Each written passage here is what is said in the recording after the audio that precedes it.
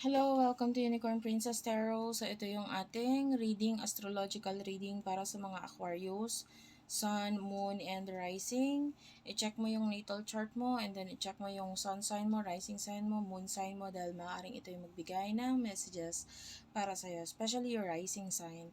Anyway, ang pag-uusapan natin dito is the event na may kinalaman sa pagpasok ng Sun sa Scorpio. At ano maaaring maging effect nito sa iyo, Aquarius. Okay? Sa mga hindi pa nakaka-like, nakaka-subscribe sa channel, paki-subscribe na lang guys, pa-comment ako sa baba.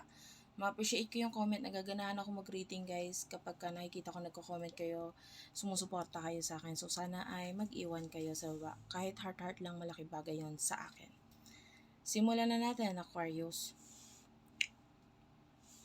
So, actually, nangyari na itong pagpasok ni Sun sa sign of Scorpio noong October 22. Pero ito, magtatagal kasi ito ng hanggang November 21 dito sa Scorpio. And, maganda itong time na ito. Honestly, yung iba sa inyo, no? If you are doing your best, ginagawa mo yung best mo, pagdating sa iyong career, pagdating sa business, pwedeng ito mas mapansin ka, mas magbunga ito sa'yo. Okay? Maybe yung iba naman, kung hindi pa naman, pwedeng nandito yung pakikipag-usap around this time na may kinalaman sa career. Diba? Also, this is happening in your 10th house. Itong pagpasok ni Sun. So, yung iba sa inyo pwede may kinalaman sa father figure sa buhay mo, reputasyon mo sa mundo. Ayan, sa mga tao sa paligid mo. A lot of people pwedeng makipag-communicate sa'yo, or maybe your father or boss. Ayan, pwedeng makipag-connect or communicate sa'yo. They will try, no, na makipag-connect, communicate sa'yo to know more about you. Pwedeng yung boss is i-acknowledge ka sa mga bagay na ginawa mo. But I can see limitations. Yung iba sa inyo, pwedeng hindi mo fully present or masabi sa kanila yung nasa isip mo or what, but I can see na also with friends, there's a possibility na magkaroon ng limitations pagdating sa kanila. Okay? Limitations in a way na kasi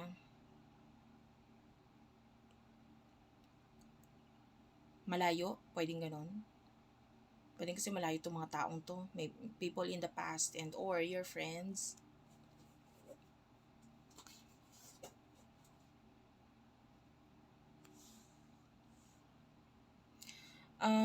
Pluto is actually, papasok na siya ng Aquarius, no? On November 19, which is malaki ang effect nito sa'yo because this is happening sa sign mo. Some of you, there's a big transformation na may kinalaman sa spirituality,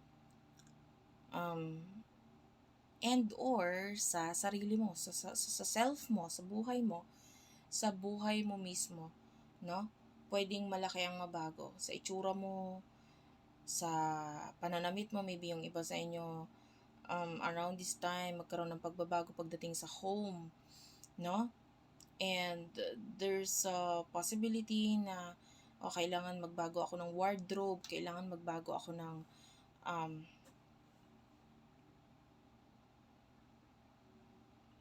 some of you will be buying stuff, no? Para magkaroon ng yun nga, either pagbabago ng spirituality or pagbabago sa iyong sarili, no? Yun sa katawan mo mismo, sa health mo mismo. Okay? Around this time is also malaki din kasi yung mga pagbabago ngayon sa pwedeng sa health mo, sa home mo, nangyayari na yan eh. Pero continuous yung pagbabago dito habang si Pluto is nasa Aquarius. Actually, ito, matagal si Pluto na tatagal sa isang sign, no? In Aquarius, it would take Pluto yung pag-ikot niya 20 years sa Aquarius. So 20 years mo siyang mararamdaman, no? Etong pagbabago sa'yo. Some of you, uh, there's a possibility din naman na magkaroon ng limitations dahil for example, ganito, yung iba pwedeng magkaroon ng pagbabago ng career. So dahil dito sa pagbabago ng career na ito, napunta ka sa a place wherein pwedeng may particular suot na dapat kang sundin. So, uh, of course, you need to change your wardrobe. You need to, you know, ihanda ang sarili mo para mas makaayon ka sa place na yon. No, kung ito naman ay sa place na malamig, you will be changing, yung pananamit mo rin sa mas aakma sa panahon na yon. And maybe yung iba, this has something to do with your health. So, or with regards sa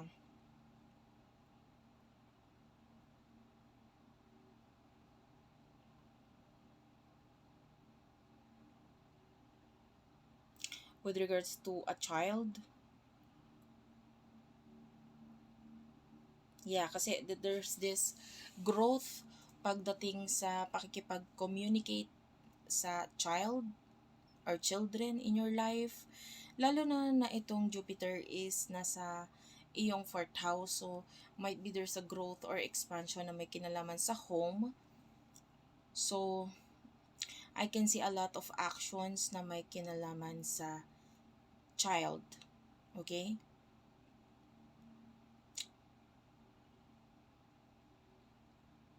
Kung ano man yung mga hindi magandang pangyayari in the past with regards sa iyong mga kapatid, and there's a lot of healing there. Pwedeng uh, maybe they will teach you or help you kung paano ma-handle ng maayos yung mga children or child sa buhay mo.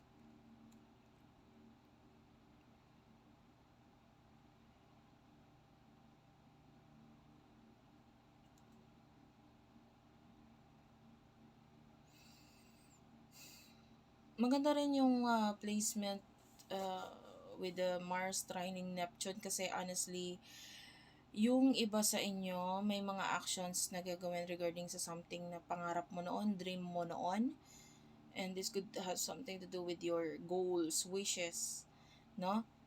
And pwedeng, lalo na if it involves a child, yung iba kung gusto mong magkaanak, maybe maisa katuparan ito around this time, and then there's preparation about the upcoming child or children sa buhay mo.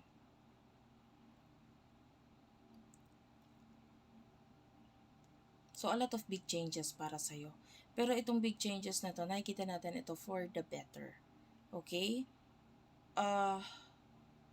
High chance of having a person na anong tawag dito?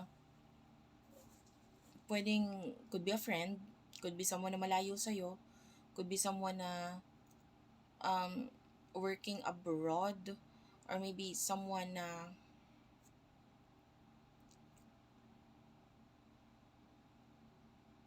in a higher, pursuing something na kumbaga nag-aaral pa sa ngayon, or maybe someone who is very religious, traditional, ganyan. Nakita tayo ng like a friend na pwedeng magkaroon ng limitations. Limitations. For example, limitation pwedeng sa pagta-travel or pakikipag-connect or communicate sa'yo. Maybe may kinalaman ito sa work, or Yung iba kasi kung magta-travel siya palapit sa'yo or may kipag-connect siya sa'yo, maybe may mga kailangan pang gumastos, etc. So nakakita tayo ng limitations pagdating sa mga taong nabanggit ko.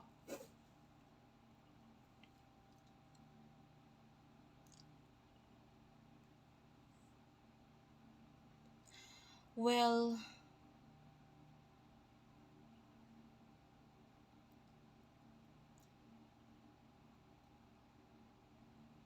the way I see this, etong si Saturn kasi na nagkakaroon ng trine with the Mercury, there's a possibility of you na pwedeng maging mas strict ka pagdating sa usaping pera.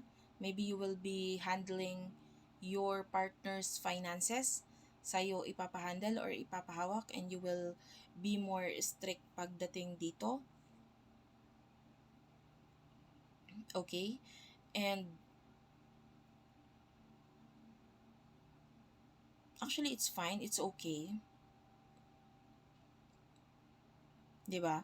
Kasi pwedeng may mga bagay talaga na kailangan ah, pag-ipunan or ayusin muna around this time and kailangan maging maayos ang lahat and maybe you are the one na makakagawa noon yung pag-aayos na yon and like maybe your partner, no, ikaw ang paghahawakin ng pera or maybe people in your life, maybe your father will talk to you about documents and taxation or pwedeng makipag-usap sa'yo regarding a business or maybe um, properties. So, pwedeng sa'yo ipa-handle yung mga bagay na yan. And,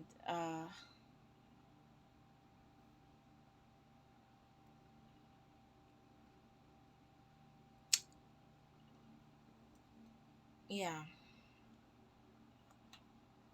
Some of you pwedeng magkaroon din ng effect kasi Venus is also forming a square with the planet of Saturn. So, ito medyo hindi maganda tong aspect na to. Yung iba sa inyo, may mga bagay na mababago nga sa'yo physically, sa itsura mo, some of you pwedeng nandun yung insecurity na pwedeng may mga bagay na hindi mo magawa or bawal mong gawain and or you will have a limitation pagdating sa beauty. So maybe in the past you are someone na active sa gym or uh, nakakapaggawa ng mga beauty routines, but around this time pwede magkaroon ng problem or hindi magawa itong mga bagay na ito na you will feel insecure about this. But, uh, you know, sa nakikita natin magiging maganda naman yung benefit mo or mas magbe-benefit ka naman dito sa mga transformation na to for the looks. I feel like it will be just for the meantime. Mas naapektuhan ka lang kasi ngayon um, ng mga nakikita mo, like for example yung workmates mo in the past, sa mga nakikita mo sa Facebook, ay ganito na sila, ganyan.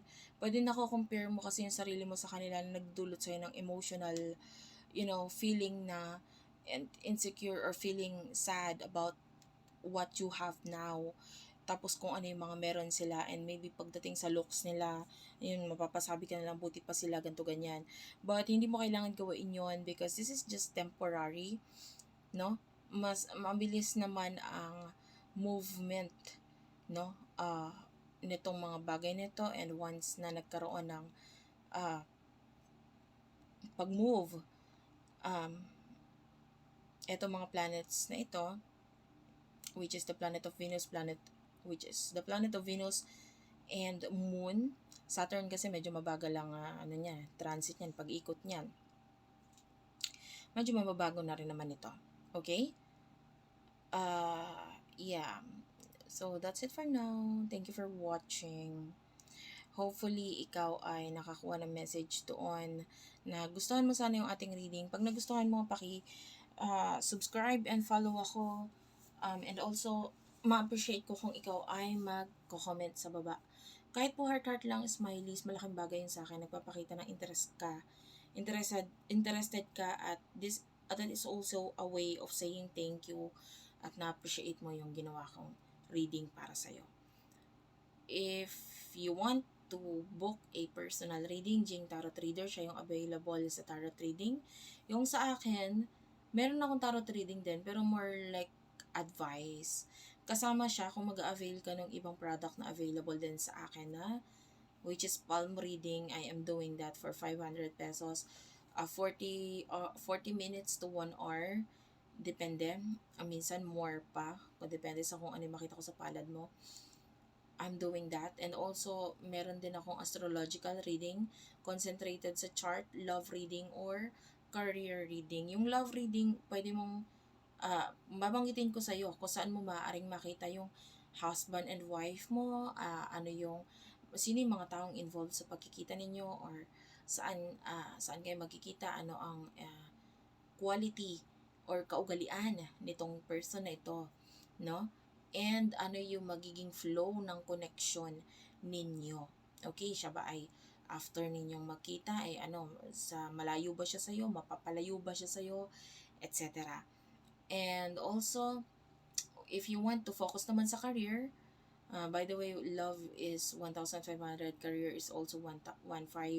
And then if you will avail both, that is 3,000, may kasama na siyang palm reading. And lahat yon ay may tarot advice na kasama. Okay? So, napakaganda niyan, guys. Mabigyan ka sana ng guidance. And soon, maglalabas ako ng year ahead reading for your sign. And yeah, if you're interested, just feel free na mag-inquire sa akin sa Facebook page. Okay, may admin ako na mag-a-assist para sa'yo. Thank you for watching. I love you all and bye-bye.